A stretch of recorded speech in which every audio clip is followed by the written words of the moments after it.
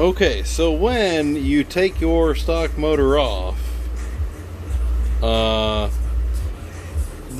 they have way over tightened the screws already on mine. It may not be the same on all of them, but on my Atlas 6x6, the screws were way over tightened and they have cooked their own channel into the motor plate.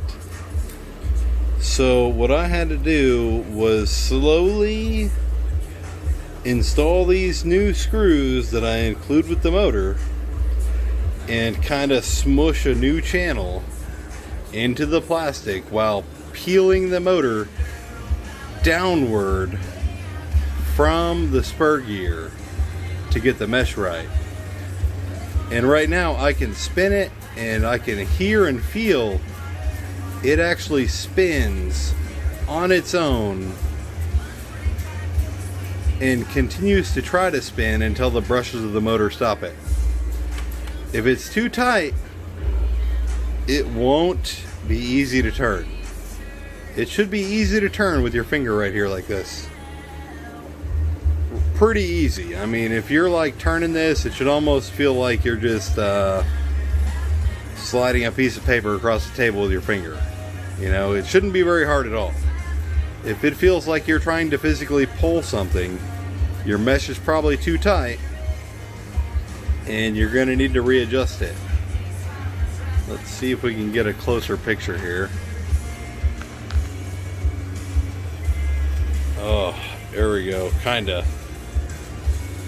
These gears, you don't want them to be tight. You see how you can see a gap in between the metal gear and the plastic gear?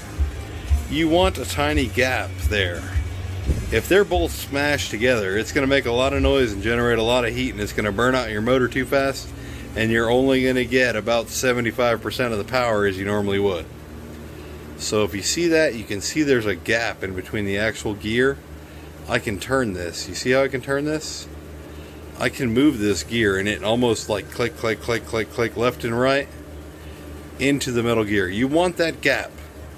If you don't have that gap, you're losing power, you're wasting heat that would normally be power, and you're ruining your motor way faster than you should.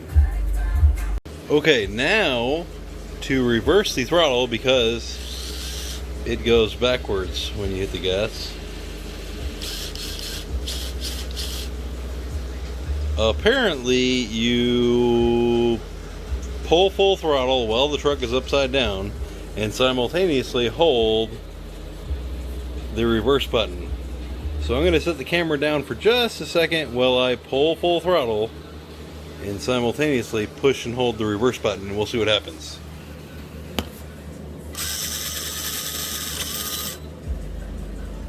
Okay, the remote beeped 2 times and now it goes the correct direction. So it does in fact work to reverse the throttle on these fairly easily. Pull and hold the throttle while the truck is upside down and the battery and everything's plugged in and turned on, and also hold the reverse button.